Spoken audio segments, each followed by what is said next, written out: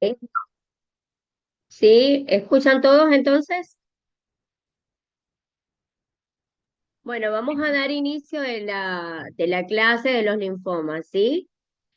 Empezando y partiendo con que toda lesión o adenopatía mayor de 2 centímetros que sea de consistencia dura, indolora, puede ser un linfoma hasta que se demuestre lo contrario. Bien, vamos a partir de esa base.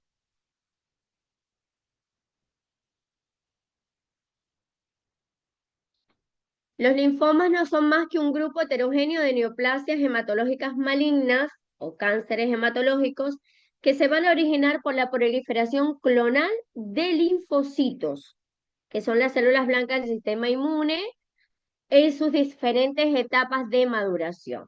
Bien. Tenemos factores desencadenantes que nos pueden llevar a nosotros a desarrollar un tipo de linfoma. Entre los factores desencadenantes se encuentran enfermedades virósicas que son bastante comunes, como por ejemplo las de Epstein-Barr virus, las del HIV, las del Helicobacter pylori, enfermedades autoinmunes propiamente, en los pacientes que son pacientes inmunosuprimidos porque han recibido algún tipo de trasplante. Existe también una predisposición genética que puede conllevar a la condición del linfoma y la exposición a pesticidas o algunos otros factores químicos que también pueden deprimir lo que es la parte de la médula ósea y que se desarrolle este tipo de enfermedades. Fisiopatológicamente, pues se debe a la transformación maligna de linfocitos que se van clonando de una forma incontrolada y se van acumulando y condicionan a que se aumenten los ganglios, se pueda formar una confluencia ganglionar y por eso es la masa tumoral que generalmente se pueden apreciar a nivel del cuello, que son generalmente los más frecuentes. Existen alteraciones genéticas como translocaciones del T14 y 18 sobre expresiones de oncogenes que puedan interactuar y formar la masa tumoral. Específicamente existe una célula característica del linfoma de Hodgkin, ¿sí? Tenemos dos tipos principales de linfoma, el linfoma de Hodgkin y el linfoma no Hodgkin.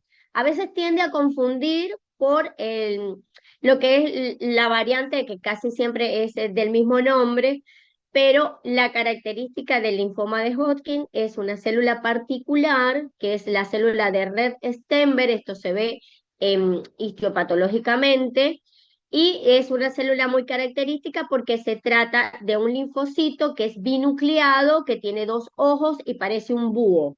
Igual más adelante les voy a mostrar la célula para que más o menos tengan una idea y obviamente es tan característica que es patognomónica del linfoma de Hodgkin, ¿sí? Acá tenemos los tipos de linfoma y más o menos como una diferencia entre uno y otro, porque esto les va a servir a ustedes en la práctica diaria. El linfoma no Hodgkin es el linfoma de las células B en un 90% y el resto es de las células de los linfocitos T. Se diseminan de una forma desorganizada, son ganglios que son muy desorganizados, les puede aparecer un ganglio en el cuello, les puede aparecer otro en el abdomen o en la región inguinal, aleatoriamente en cualquier zona del cuerpo. A diferencia del Hodgkin, aparece en la célula de Rett-Steinberg, ellos son un poquito más organizados. El Hodgkin es un tipo de linfoma donde les va a aparecer de forma diseminada, pero gradualmente, ¿sí? No de forma desorganizada como el no Hodgkin. Y ya eso más o menos a nosotros nos va dando una impresión diagnóstica para poder diferenciar entre uno y otro. Obviamente la curación menor del 50% a los 10 años, el no Hodgkin, pero eso va también a depender, que lo vemos más adelante, del tipo de linfoma, porque dentro de los linfomas no Hodgkin tenemos el que es indolente y el que es agresivo. Dependiendo el tipo de tumor, es el pronóstico. Bien. Y el linfoma de Hodgkin es con una alta curación y es un poquito de mejor pronóstico que el no Hodgkin. Acá tenemos más o menos en cuanto al tipo celular, ¿sí? El de Hodgkin tiene las células de Rett-Heptenberg, que son las células de búho de las cuales le hablé. El no Hodgkin no las tiene. El patrón de diseminación del Hodgkin tiende a propagarse de forma ordenada, como les venía diciendo, a través de los ganglios linfáticos. El no Hodgkin no es muy desordenado, ¿sí? Y generalmente el linfoma de Hodgkin aparece en los adultos jóvenes o personas mayores de 50 años. El no Hodgkin es más común en adultos más mayores, no en tan jóvenes, ¿sí? Entonces, la edad acá también juega un papel importante. Bueno, la enfermedad de Hodgkin, ya hablamos de que existen estos dos tipos de variantes. El de Hodgkin, vamos a hablar ahora específicamente, aumento del tamaño de uno de los ganglios que puede detectarse en una zona lateral del cuello, puede ser a nivel de las axilas, a nivel inguinal, donde tengamos cadena ganglionar, puede haber un aumento de volumen, puede haber alguna adenopatía. Puede ser asintomática, sí, puede ser asintomática, por eso les hablaba al principio de una adenopatía que aparezca de forma brusca, que permanece en el tiempo durante por lo menos 2 semanas, que sea de gran tamaño, que sea indoloro, que sea de consistencia pétrea o dura, es sospechoso de un linfoma. Es importante tomar en cuenta también que no toda adenopatía obviamente va a ser un linfoma, que hay que descartar y que existen enfermedades que pueden condicionar el aumento de volumen de los ganglios, como por ejemplo las enfermedades virósicas, las enfermedades bacterianas cerca de la zona subyacente. Si nosotros tenemos una infección de orofaringe, pueden estar aumentados los ganglios a nivel del cuello, a nivel submandibular. O sea, es primero descartar el proceso infeccioso que pueda condicionar a una adenopatía. Por eso es diferente la adenomegalia a la adenopatía, ¿sí? En este caso, bueno, el paciente puede tener, los linfomas tienen unos síntomas que son característicos, que son los síntomas B. Puede aparecer una fiebre inexplicable, sin ningún foco infeccioso. Podemos tener una sudoración profusa, sobre todo en las noches. El paciente puede tener pérdida de peso en los últimos 6 meses de forma gradual, sin tener relación con algún tipo de hábito alimenticio, y puede presentar también prurito. Entonces, si nosotros tenemos una masa tumoral, estas preguntas son importantes, ¿bien? El tiempo de evolución, preguntarle si en las últimas semanas ha presentado algún tipo de cuadro febril, y si ha perdido peso o no en los últimos tiempos, ¿sí? Porque eso es parte del el diagnóstico o de la sintomatología clínica que nos va a llevar a pensar de que pueda tener algún tipo de linfoma. La clasificación del de Hodgkin se lo voy a dar a manera general, lo más importante, porque bueno, luego en la parte de la especialidad, si hay alguno que le guste lo que es la parte de oncohematología, pues él lo va a ver de una manera más profunda, pero ahorita en este momento a mí me interesa que ustedes, una vez que ya sean médicos, ustedes estén ante un paciente que pueda tener una enfermedad linfoproliferativa y puedan pensar de que realmente es un linfoma, ¿sí? El linfoma de Hodgkin, tenemos el Hodgkin clásico, que tiene una incidencia de un 90 a un 95% de los casos, entre los cuales está la esclerosis nodular, que es muy frecuente en los adolescentes, la celularidad mixta, que es más frecuente en los menores, tenemos la depleción linfocítica y los ricos en linfocitos.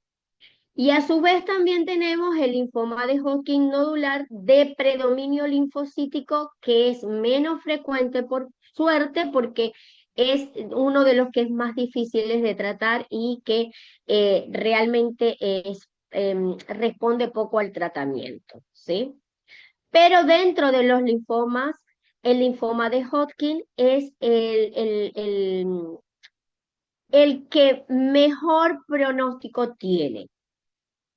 Es un proceso, entonces el linfoma de Hodgkin es un proceso neoplásico de inicio ganglionar que se caracteriza por las células de Stenberg con una incidencia de 3 a 5 casos por cada 100.000 habitantes anualmente, predominantemente en varones, y que generalmente puede presentarse en adultos jóvenes y también personas mayores de 50 años. Ya esto ya lo habíamos conversado. Acá está la célula.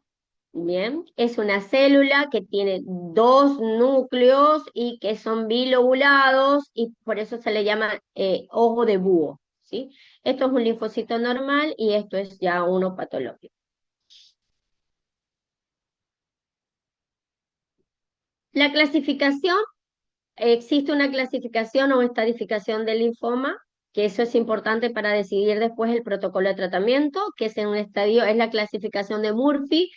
Es el estadio 1, 2, 3 y 4. El 1 es un único tumor ganglionar o extraganglionar, como es una masa a nivel torácico o abdominal, pero es uno. El estadio 2 son varios tumores ganglionares o extraganglionares, pero en un solo lado del diafragma, ¿sí? Es un solo lado del diafragma. O un tumor abdominal resecado. El estadio 3 son tumores que pueden aparecer en ambos lados del diafragma o un tumor mediastínico que es grande y por eso ya de una vez se clasifica en el estadio 3 o un tumor abdominal masivo que ya se clasifica en el estadio 3. Pueden aparecer también tumores paraespinales o parameningios que son un estadio 3 de linfoma. Y el estadio 4 cuando hay afectación, bien sea directamente de la médula ósea o del sistema nervioso central. En la médula ósea, a través de una biopsia de médula ósea, se determinan la cantidad del 5 al 25% de blastos. ¿Bien? Entonces, eso es dependiendo las localizaciones o los ganglios tomados, es que se estadifica el linfoma. Acá más o menos tienen un bosquejo, lo voy a pasar rápidamente, pero bueno, para que vean más o menos las zonas ganglionares que se van afectando. Recuerden que el linfoma de Hodgkin es organizado, va de una forma sistemática organizada tomando ganglio. Son más comunes ver estos síntomas en los pacientes con linfoma, que es una fiebre de 38 grados centígrados sin causa aparente o sin ningún foco, la sudoración, que es predominantemente nocturna, y la pérdida de peso más del 10% de su masa corporal.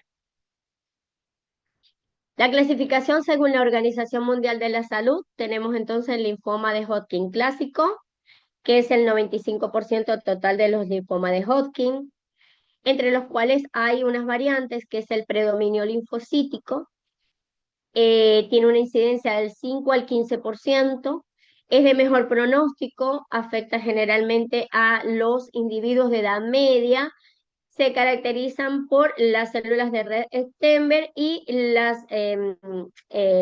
van a haber predominios linfocíticos, infiltrado difuso de linfocitos en la célula, como lo pueden observar. ¿Bien? Se suele acompañar también, obviamente, de los síntomas B y dependiendo también la cantidad de linfocitos reactivos que tenga el citoplasma. La esclerosis nodular, que es de un 40 a un 75% de los casos, es un poco más frecuente que el predominio linfocítico, pero no es tan de buen pronóstico como el primero. Se caracteriza por tener una banda fibrótica alrededor de los nódulos tumorales y tiene la presencia de las células de red Stenberg y una célula lacunar también con nódulos en forma de banda de colágeno. Bien. Es propio de mujeres jóvenes, sobre todo de mujeres, ¿sí? Y puede estar acompañada de prurito y generalmente son los tipos de linfoma que aparecen a nivel de mediastino. El linfoma de Hodgkin clásico, entre las otras variantes tenemos la celularidad mixta, la depresión linfocítica. La celularidad mixta tiene del 20 al 40% de incidencia. Este generalmente es de pronóstico intermedio, puede aparecer en personas de la edad media, ¿sí? Van a haber más histiocitos y eosinófilos y células de red Stenberg a nivel histológico. La depleción linfocítica, que es la de peor pronóstico, gracias a Dios tampoco hay muchas incidencias, ¿sí? Se suele acompañar de síntomas de B en forma diseminada y de edad avanzada. Va a haber disminución de todos los elementos celulares en este tipo de linfoma. Es el de peor pronóstico, pues tiene menos respuesta a tratamiento. El diagnóstico básicamente, bueno, tomando consideración principalmente una adenopatía indolora, generalmente a nivel cervical, que es muy frecuentemente el linfoma de Hodgkin, los síntomas B de los cuales ya hablamos.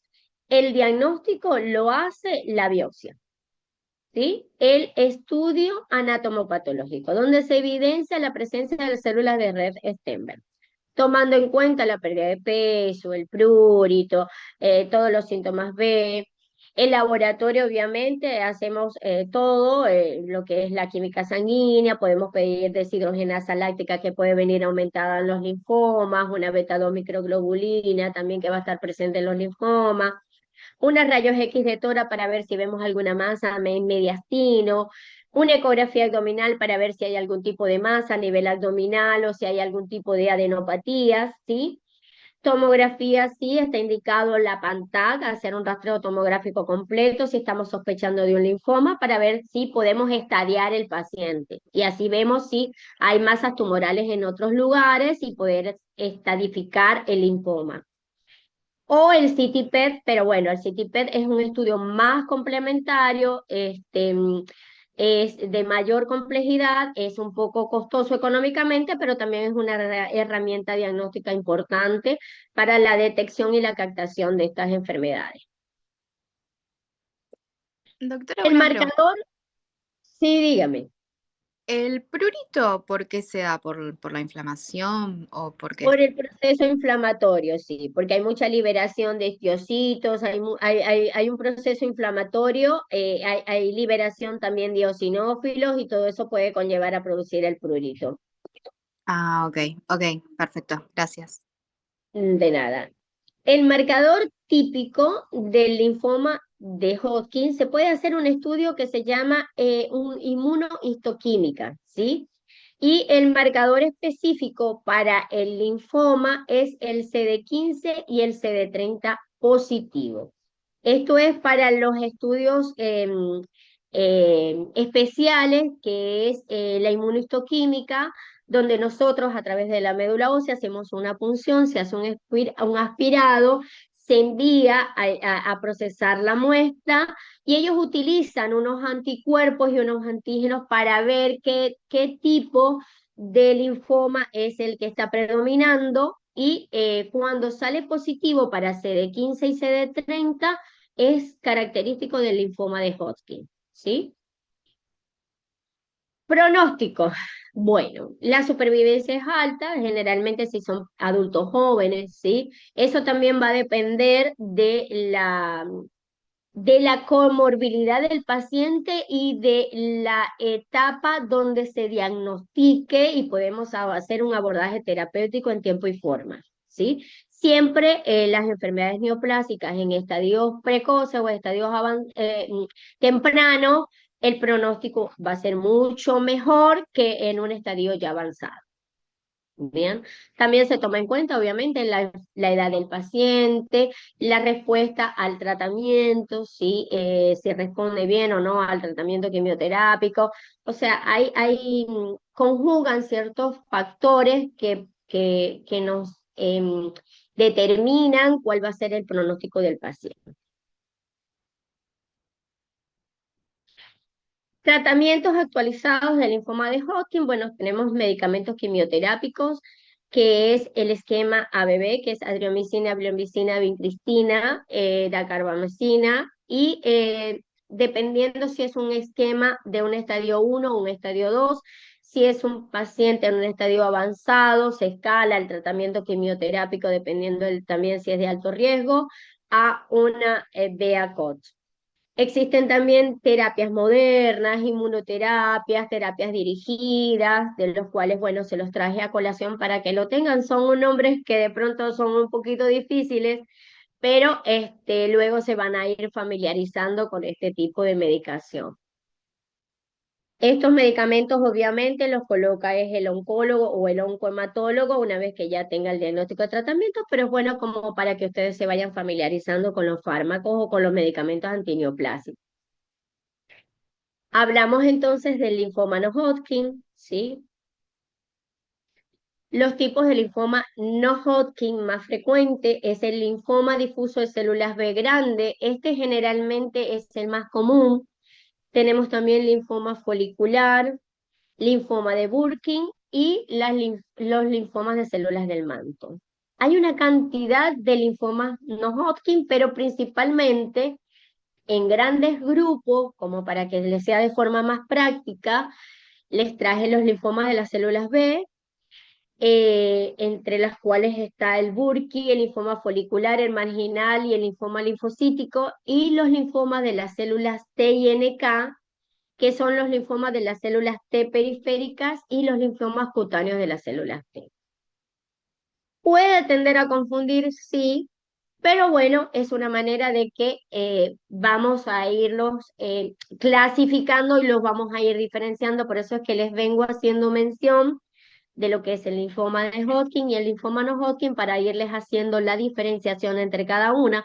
Y al final de la presentación les tengo un algoritmo diagnóstico que les va a ayudar bastante, ¿sí? Clasificación por velocidad de crecimiento, de los que le hablé. Los no Hodgkin pueden ser indolentes, no tienen síntomas, de bajo grado, son de crecimiento lento y responden muy bien a los tratamientos. Y los agresivos, que son de alto grado, estos sí requieren un tratamiento intensivo, inmediato. ¿Pueden responder bien a la quimioterapia? Sí, pero el abordaje terapéutico tiene que ser más rápido. ¿Bien? Entonces, las diferencias claves entre linfomas B y linfomas T tenemos entonces acá en cuanto a la frecuencia de los linfomas. Los B son aproximadamente el 85% de los linfomas no Hodgkin, por suerte, así que son de mejor pronóstico. Los de las células T son menos comunes, representan solo el 10% de los casos.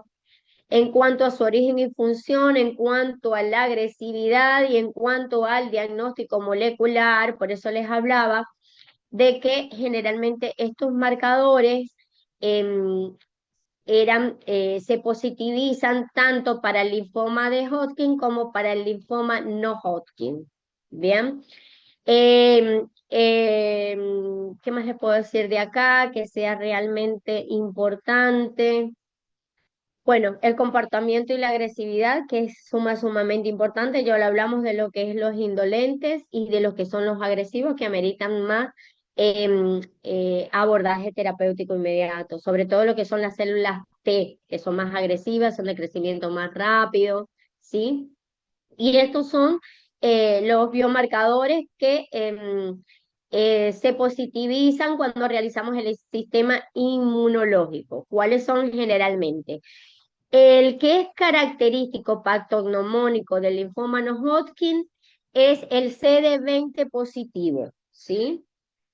La estadificación, que es parecida a la de no Hodgkin, ¿sí? Ataca son los ganglios, las cadenas ganglionarias, pero recuerden que el no Hodgkin es desordenado, va a atacar de una manera muy desorganizada los ganglios linfáticos, así que les puede aparecer en el cuello, la región inguinal, a nivel de la axila, de un lado del diafragma, del otro lado del diafragma, o sea, ese es el patrón del linfoma no Hodgkin. La estadificación de Ann Arbor modificada, donde también la estadifica del estadio 1 al 4, pero acá toma en cuenta los síntomas B, si están presentes o no están presentes los síntomas B, ¿sí? Estadio 1, afectación de una única región ganglionar.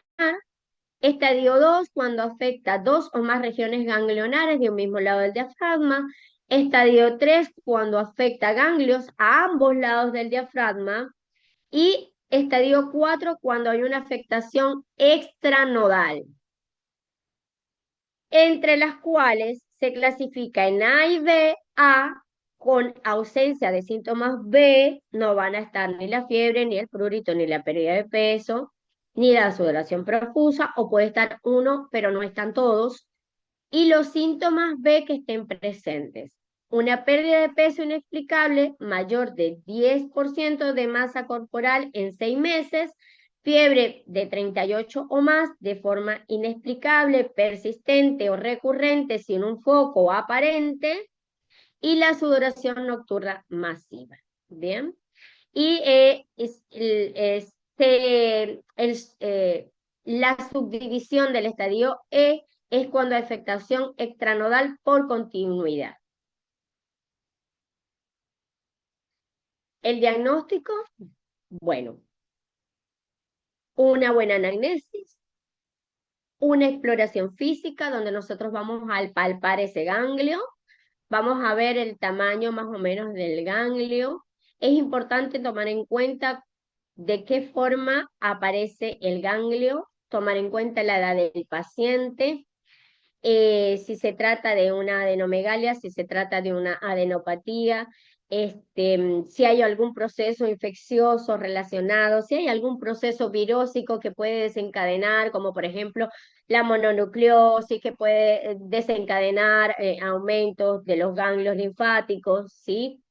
Entonces, un buen interrogatorio, un buen examen físico, una vez que nosotros evaluamos esa adenopatía, que nosotros vemos que no hay un foco infeccioso aparente, nosotros sospechamos que puede ser un linfoma, le pedimos las pruebas de laboratorio y derivamos el paciente, una vez descartado todo, hacia bien sea el hematólogo o el oncohematólogo, ya si ya tiene un diagnóstico, ya entra a oncohematología cuando el paciente ya tiene el diagnóstico histológico. Tiene que tener una biopsia que determine que tiene el linfoma. En el mientras tanto, nosotros hacemos la captación del paciente.